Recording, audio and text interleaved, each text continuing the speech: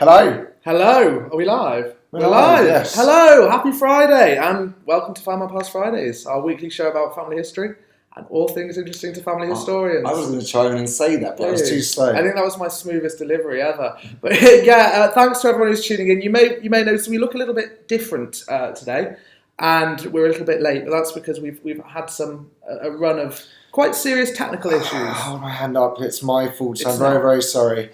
A cable has gone missing. But a very important cable. It's a very mundane, boring explanation, but it's true. A cable has gone missing. So apologies. So we don't have our microphone. So sorry if it's a little bit echoey. And we're also not using our proper cameras. So everything will be back on track next week when either I'm going to have to go and buy a new cable or 5 to make sure this doesn't happen again in the future, or hopefully would have located the missing culprit. But sorry. But the good news is you get to see Max as well. Is that good news? I don't know. No, I think it is. But thank you to everyone who's joining us. If you're tuning in for the first time, I'm Alex Cox and this is Max Anderton. And this is our just weekly chance to talk to family historians about what's going on in the world of genealogy, what we're excited about, what we've been working on. And I was going to say Max is on the controls, but you're not on the controls Well, today. I kind of am on the controls, so sorry if you see me sort of poking around like this every now and then, but I am going to be able to, what I'll do is I'll bring up the comments up here. So we can see comments. Yeah, so basically what I was going to say is we're here not to just talk at you, we're here to talk to you. So please join the conversation. Hello Nicole, hello Margaret, hello Patricia. Nicole saying it's miserable and wet Bilston, West Midlands. Well, it's pretty grey and overcast in London as well. It's not looking great for the bank holiday weekend. But yes, do get involved. Let us know where you're watching from. Just say hi. If you've got any questions, suggestions, things you'd like us to cover in the future, tips you'd like to share with other viewers, please do pop them in the comments and get involved. So what are we talking about this week? Well, you're talking about it mostly. I'm trying my hardest not to look like a lemon sitting here. You don't look like a lemon. No, we were talking about. I thought I'd start off with a little bit of a bulletin. What's the latest news in the genealogy world? What are we excited about?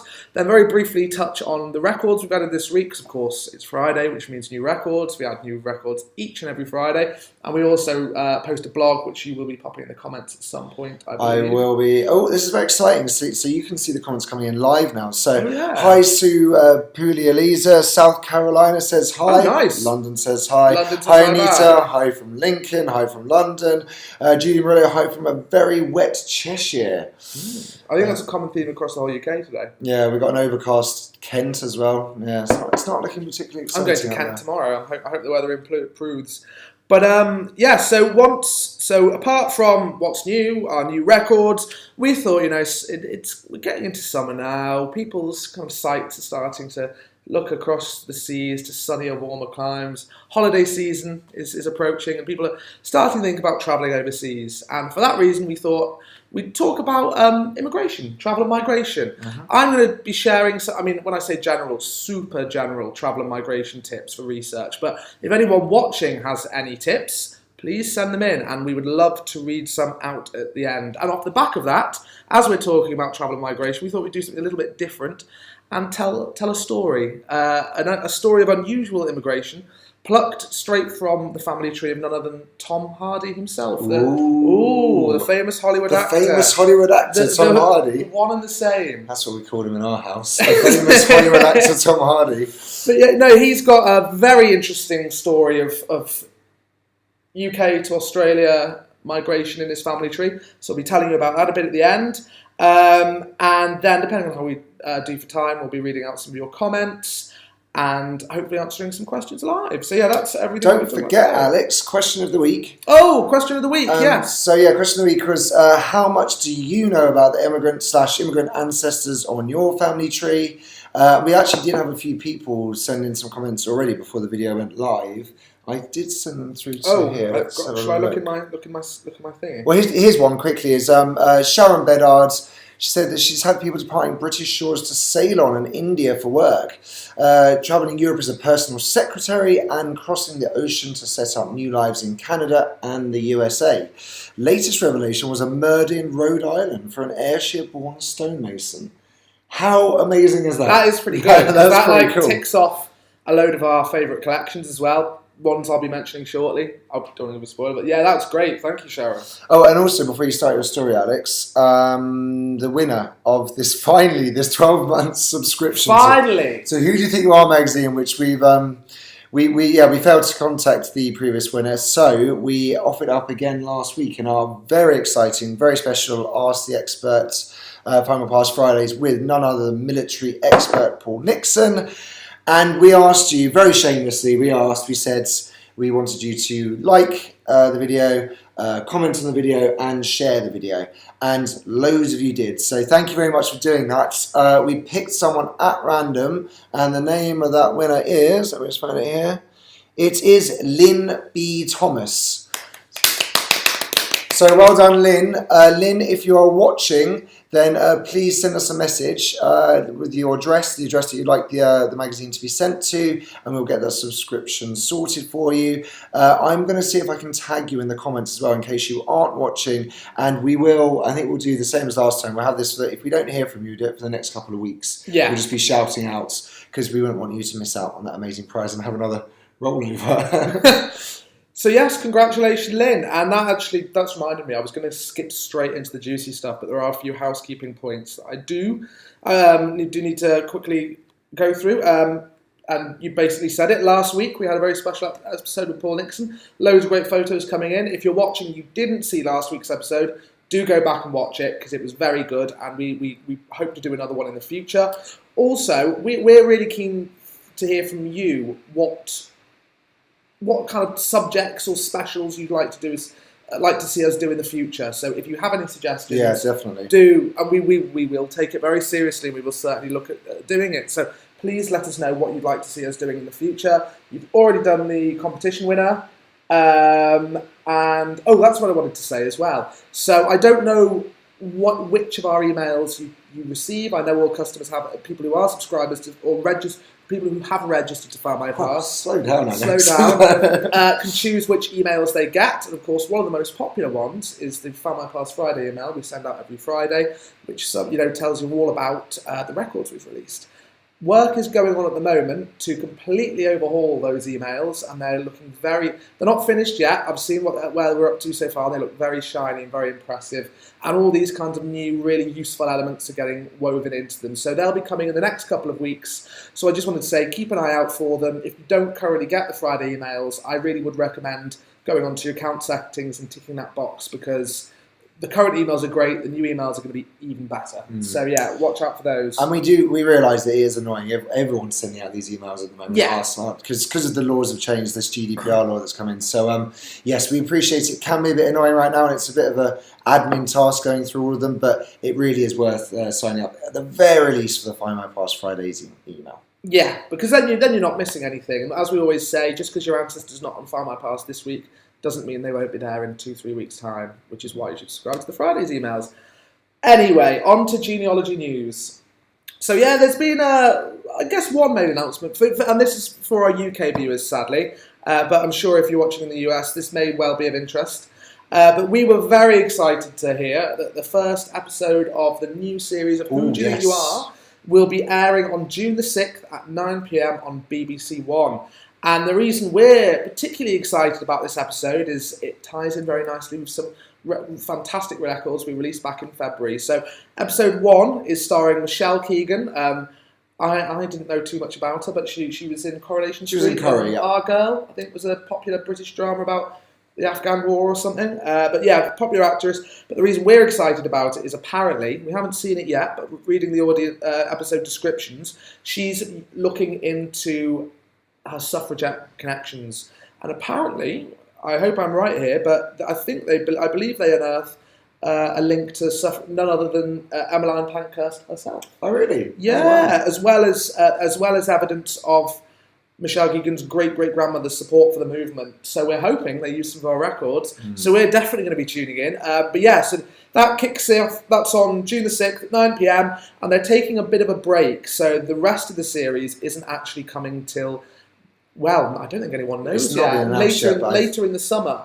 But they've got some great names. I don't know if you've seen the lineup yet, but you've got the likes of award-winning actress and the nation's sweetheart, new sweetheart, I'd say Olivia Colman. You got The nation's sweetheart. Olivia You Colman's ban the that comic. term around too Yeah, I easily, do. No, I think she's going to be like. I think she's going to be a future Judi Dench type figure. I don't know. I can just see that happening. Yeah, but that's a national treasure, not a nation's sweetheart. National treasure. Sorry, that's the word I meant to use. We've also got Boy George, actress Michelle Keegan, I've just said. The UK equivalent of Judge Judy, which is a barrister and TV personality. Judge Rinder. Marvin Hughes from One Direction. Strictly Come Dancing judge Shirley Ballas, Lee Mack the comedian, and Paralympic Johnny Peacock. I probably didn't need to read all those out. No, you didn't need to read it. Also, I think maybe you should have given a spoiler alert. As Julie has just pointed out, you don't need to watch it now. You do. No, of course there's loads more to find out. But no, that's literally just the teaser that they put out in the press pack. Okay, so. the thing is, I have this problem with Alex as well. He's always saying to me, "Oh, it's not a spoiler, but," and then proceeding to tell me things which are definitely spoilers. So sorry, I should have censored him for that. But apologies. And I'm just going to wave back to Mary Jo Young and Jane McLean. Hi, Jane. Hello.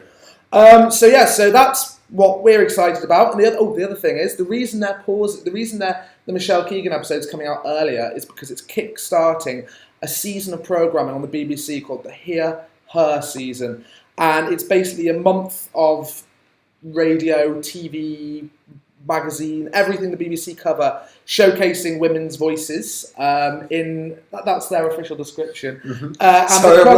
I'm really sorry. I'm being such a distraction. I just realised it's 15 minutes in. We're just doing housekeeping. 15 minutes in. But Nicole Hassels just said, Marvin is from JLS, not One Direction. Oh no, this is definitely not our finest. I blame this on the missing cable. No, this is all the missing cable's fault. So, therefore, I am to blame. It's me at the root of all this. So I feel like what we should do... To summarise, there's lots of interesting things about the history of the suffrage movement on BBC over the next month. We're also continuing with our suffrage campaign this year. More records will be coming. I can't say too much, but more records, amazing records, are on the horizon. So do keep an eye out for further updates on that. And on the subject of record updates, I mentioned earlier, obviously we've got loads of new records added to the site this week. But the one thing I really wanted to flag was that we've added 64,000 additional open records to the 1939 register. And obviously, as the official home of the 1939 register, as we like to say very often, we open up closed records at a greater frequency than any other site, and as a consequence, we have more open records available to search than any other site. So we've been doing this ever since the 39 register launched. For those of you who've searched it, I'm sure you know all about the redacted records and how some information is hidden because of 100-year privacy rules. But basically, since it's launched, we've been matching over 4 million records, actually, in the 2 years since launch, matching 4 million closed records to multiple data sources to correctly confirm that some date and location of death, which is what we need to open up these closed records. So just a reminder, 39 is great. We're adding new records all the time, and it's just going to continue growing and growing and growing. Lovely. So after me waffling on about who do you think you are and lots of other nonsense for 15 minutes, what I was actually here to talk about, which was travel and immigration research. Also, it's really nice to see Anissa's just commented saying the FMP Live should be a longer slot. You know what? I think we need it. I think we do. If I'm in front of the camera, I think that it just really distracts things. So I'm sorry, like I said, it is my fault. And even now, this is time I'm taking up. So, Alex, would you like to, without further ado, tell the story of Tom Hardy's ancestor? Oh, I was going to do that. Do we have time for search tips on migration? I think let's do the story of Tom Hardy's ancestor, because that's going to take a while. And this is showcasing, it's really just a case study on how migration records and other records can be used to trace the story of your immigrant ancestors. Yeah, I mean, I just thought this was a really interesting story. I can't take sole credit for the discovery. I'd heard a rumour somewhere that just by an accident of fate, that's why Tom Hardy is English. Just because of a certain event further down his family tree, he was very nearly Australian. I just wanted to share this story. So I'd heard the rumours, and we did a little bit of digging in our old record collections to verify it, and we found loads of information that proved this story was totally true. And so I'm sure many of you will remember that not that long ago, Tom Hardy was all over the British papers because he heroically chased down a moped thief and tackled him and, did all that real-life superhero stuff. Well, it turns out that tenacity and determination to not let someone get away may well be in Tom Hardy's genes, because that's exactly what his great-great-grandmother, Elizabeth Hardy, was like, according to our records. So this story all starts because Elizabeth was abandoned by her wayward husband, who was Tom's great-great-grandfather, called Edward Egmore. And he abandoned Elizabeth he abandoned her, and then a few years later, she crossed the oceans in pursuit of justice, tracked him down on the other side of the world, and dragged him back to the family. That's amazing. I know, yeah, and you see all this in the records, and we've actually got some records which we will bring up on screen to illustrate this as well. So we'll start the story with Edward, because I think he's a very interesting figure. So Edward was born in 1849 in Norfolk, and we can see by baptism records, I haven't actually got this record up, but we do have the baptisms, that he was the son of a Norfolk-based hatter and Methodist preacher who had died, called Randall Egmore. And Randall died very young, we can see in the death records. He died not long after his son was born. And this is a bit of conjecture on my part, but I think, he was a hat maker. And back then, hat makers used mercury, and a lot of them died very young because of the mercury fumes, and that's where the phrase, mad as a hatter, comes from. Oh, I always thought it was lead. Mercury. It was the mercury fumes that drove the ball bonkers. So Edward grew up without a father. Who knows, this could have, led to him being a bit more, he didn't like to be pinned down in one place. So he grew up to be a commercial traveller, and we find him in the census records selling stationery and other provisions. And he actually seems to have thrived in the role, because he did it throughout his 20s, and he was travelling all over the country selling, and then carried on doing it into his 30s as well. So we've got him in a few census records. So in the 1871 census, we find him staying at a boarding house in London, and then in 1881, which I believe we have up, in the boarding house. Yeah. Yeah. Yes, is this it? Yeah, no, I'll bring it up in a sec. But this one, I didn't think was the most exciting looking. No, I just wanted to prove. Okay, don't show it then. I just wanted there you go. It's on screen now. You'd really have to zoom in. But if you did zoom in and you found Edward Egmore Hardy or Edward Hardy, you will see that he was listed as an unmarried traveller in stationery and was living with his mum. Do you know roughly where he is in this? Because I couldn't zoom in. Oh, I really should have just cut out the actual section, shouldn't I? Yeah. Anyway, we can zoom in a little, but yeah, no, I can't find him on there. Let's get further down the page. This is thrilling viewing right now for everyone. Well, you'll have to take our word for it. He's certainly in there. We can always post links to these records in the comments if you are interested and want to see them. Yeah. But yeah, it's the later records that are a little bit more interesting. So keeping on following into the censuses and parish records and stuff, it looks that on one trip back to Norwich, I reckon around 1882, Edward met Elizabeth. And at that point, again, learnt from census records, she was a young housemaid, serving obviously probably in some big house, and it appears that she became pregnant with him out of wedlock, which back then, scandalous thing. Very naughty. This news appears to be rather unwelcomed by Edward, because she, according to baptism records, she had the baby without his support, as she left the father's name blank on the baptism register. So he wasn't there for the birth of the child, they weren't married. But what she did do, which is a clear indication that he was the child's father, was she followed a convention adopted by loads of single mothers back then, in that she named the baby's first name and middle name after the father. So the son born of that marriage was Edward Egmore Hardy.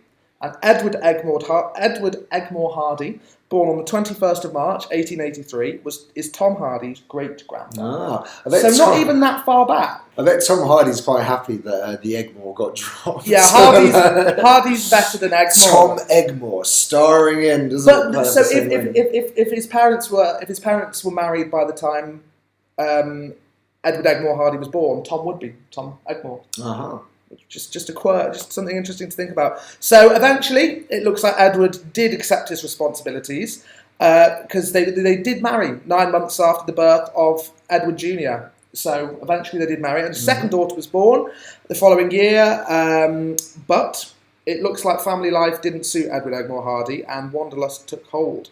Because in January 1884, we see in passenger lists that he left his wife and children and sailed on his own over to Australia and left them behind in England. We don't know what his reasons for going over there. We don't know whether he'd actually said to Elizabeth, "I'll send for you eventually," or whether he just did a moonlight flit. But it appears that Elizabeth wasn't pleased about this, and she must have been quite ferocious and tenacious, because she set off in pursuit. And when you think about what that would have entailed, that's quite a desperate move, because she could only afford to take her. If you look at the records as well, she was poor. You know, she was a household servant, and she couldn't afford to take both children. So she took her daughter. Oh, wow. And left her elder child, Tom's great grandfather, Edward Egmore Hardy, in the care of her brother and his wife. So she goes over to Australia and leaves Tom's great grandfather in England. If this is making sense, this is making sense. Just good. Is it making sense? But we've also got to think what a massive undertaking this would have been for a lone woman at that period of history, who'd probably never left Norfolk before, you know, and there she is going across the oceans on her own with a baby in tow to track down this errant husband. I mean, even nowadays, I wouldn't fancy trying to organise a trip by myself to Australia with a small baby. No, actually, I definitely wouldn't. So, and the reason we can tell that she went over there in pursuit and not just to follow him over was because, if you look, we found in our collection of Victoria Police Gazettes, we found out, and you're going to get it up, aren't you? Just the warrant, yeah? Yes. That she reported him for abandonment, and the Victoria authorities issued a warrant for his arrest on the charge of desertion. So what does this say? It says, Edward Joseph Egmore is charged on warrant with deserting his wife, Elizabeth Egmore, at North Carlton on the 17th instant. And this is what I think is great. It actually it contains a physical description. So here we see details that are matching up to his census records. You know, description, English, commercial traveller. We know he was no commercial traveller. Age 37 years of age. So here he's 5'8", 9 inches high. 5'8" or 9 inches high. 5'8" or 9 inches high. Slight build with a fair complexion, and the bridge of his nose has been broken, so perhaps he was a bit of a brawler. We don't know. Brownish hair, generally wears a moustache only. May now be wearing all his beard, so maybe he didn't want to be found. This is one of the most detailed descriptions I've seen of anyone else. Wore black coat, light trousers, and black boxer hat. He was seen in Brunswick Street very recently. So this is where the story gets a bit more interesting. So we can see that here he is in the Victoria Police Gazette. There's other records, I don't think we need to get them up, but we also find him in a list of deserters that was printed fairly regularly in the Gazette. So she was obviously really looking for him, and so were the police. We don't know whether it was the police or Elizabeth that eventually tracked him down, but in a later cancelled warrant, that's the one we see, in a later issue of the Gazette, we can see that the warrant has been cancelled. And this is because he'd reconciled with Elizabeth, and the two they'd obviously reconciled, because then we find the pair of them living together in Australian census records. So she was obviously a very persuasive woman. I don't know whether she just screamed him into submission, or he genuinely, he understood the error of his ways and returned to the family. So we find in US census records that they carried on living for a while in Geelong. I'm really sorry. Is it Geelong or Geelong? I think it's Oh, I can't remember. I've been there, so I should know. Okay. If anyone is watching from Australia, I doubt it. Let us know. I think it's Geelong. But it's not just the census. So the census record, and I just like this story because it shows how all these different resources could actually build up obviously you need to fill in some blanks, but you can really get a sense of what happened. Because then we find that they obviously reconciled, because according to birth records, they had 5 more children. Wow. Okay, including a set of twins. And that was all between 1889 and 1894. So that's almost like a child every 2-3 years. So they were obviously getting along. But you'd like to think so anyway. Unfortunately, it didn't last, because do you know what he did? He ran away again? He ran away again. Yeah. I obviously didn't read that for you. So he abandoned the family again, finally for the last time, and died on his own in New South Wales at the age of 58. Elizabeth and her children stayed in Australia before dying in 1920, and she died in 1928, so she lived a lot younger. But this is the bit I was saying about before, where just because this one quirk, this is why Tom Hardy is an English actor and not an Australian actor, because young Edward Egmore Hardy, So their first child, the son that was left behind, remained in Britain, was raised by his aunt and uncle, and he went on to forge a successful career in the Royal Navy and London Fire Brigade before fathering Tom's... Sorry, I've been saying he's Tom's great-grandfather. He's Tom's great-great-grandfather. So before fathering Tom's great-grandfather, Edward Thomas Hardy, in 1918, and we do have a picture of him. Oh, we do have a picture of him. So, wait, so we've got a young picture as well, I seem to recall. Young Edward, yes. So, yeah, young Edward. This is fantastic. So this is the boy that was left behind. And where did you get this picture from? The interwebs. The internet. Okay, right. I was going to say the thing that was really amazing. So I'm going to put it in between us. If you move that way, there we go. So here he is, looking very dapper indeed. Actually reminds me a little bit of a young Churchill. It's got a similar sort of vibe to him. And then, where's the old one? Oh, Old Edward. There. Old Edward, that's right. That's what I called it. Sorry. You carry on talking. But yes, no, he had a very long and interesting career in the Royal Navy. We have written a blog about this. We wrote one a few years ago, which we can post on in the comments if people want to get a more coherent version of the story than the one I just gave. So we'll definitely post that in the comments. So yeah, that is the story of Tom Hardy's wayward ancestor and his determined, feisty female ancestor. And here is Edward as a grown man. Old Edwards. After many years in the Royal Navy. Still managing to fit into that same outfit. Yeah, it does look like it, doesn't it? So yes, I'm sorry the delivery was a little bit slapdash, but I think it's an interesting story anyway. It just shows that, you can find out so much by bringing together lots of different types of resources. So there we use, English vital records, UK censuses, passenger lists, Australian crime records, Australian censuses, and Australian BMDs. And all together, you get a really nice fleshed out picture of this family story. Yeah, and again, apologies for the slightly slapdash approach to this video, but next week we will be back on our normal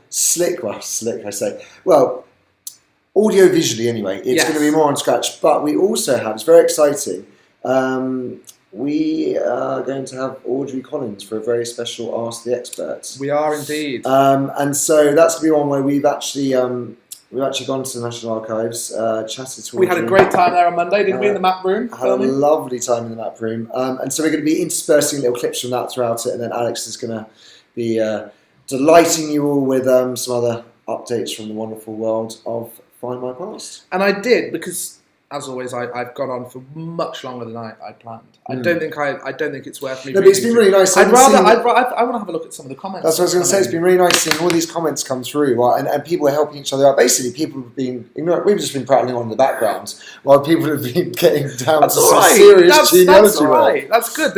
As long as we're facilitating a conversation. Yes, exactly. Yeah. Unfortunately, so you can see. So there's Sue Kelly. So does Tom Hardy know his Australian relatives? Do you know what? I don't even know if Tom is aware of this.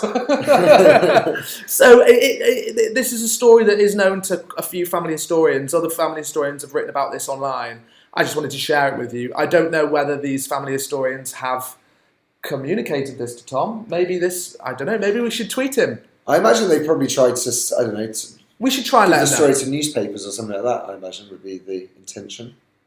Probably, I don't know, but good question, Sue. I hope he does.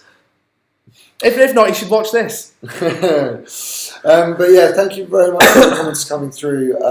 And yeah, like I said, next week I won't be here distracting things. It will just be this guy who knows what he's talking about. Also, supposedly, like we said, also with that Ask the Expert with the fantastic Audrey Collins. And Audrey, if you are still watching right now, get in touch with me after this because I need to make sure that you're going to be in the comments next week so you can answer some questions live. And if not, we'll postpone. I've just seen a good comment from Gemma Nicholson. I've got to read this one. Okay. This is a good story. Thank you, Gemma, for sending this in. I found out that my ancestors had supposedly travelled from Scotland on a ship to Australia called the Georgina. And an ancestor supposedly fell from the ship and only married couples could get in. There's a book about it, so I'm assuming only married couples could get back on or something. There's a book about it called So Far From Skye. I had the book, which was owned by my late father's mother. Oh, nice. I wonder if it was signed. My Scottish ancestors also headed to Australia in search of gold, as so many did. We also supposedly have Anzacs who are part of the family. Well, we've got lots of good Australian military records. It's certainly worth having a look. But I do think I think travel and migration is such a big subject. We are going to have to do another episode where we actually do talk about research techniques. I think maybe we could do that next week, along it's interspersed with Audrey's Ask the Experts. Perhaps we could, yeah. Should we see if we've got any others coming through? I don't well, want to break the anything, problem is Max. that you can't see we can only see the most recent comments. So there's only 4 comments showing, and they just go down like this in an endless line. So unfortunately, that's it for now. But I think that's been enough from us, to be honest. To be brutally honest. Yes. Thank you very, very much for putting up with us. I hope it's been useful or enjoyable, one of the two. Yeah, I mean, I thought that was fascinating, the fact that you managed to get all that information about Tom Hardy's ancestors through records available on Findmypast. Yep. Sorry, that was That's the plug. That's the plug. Anyway, thank you so much for, like I said, putting up with us.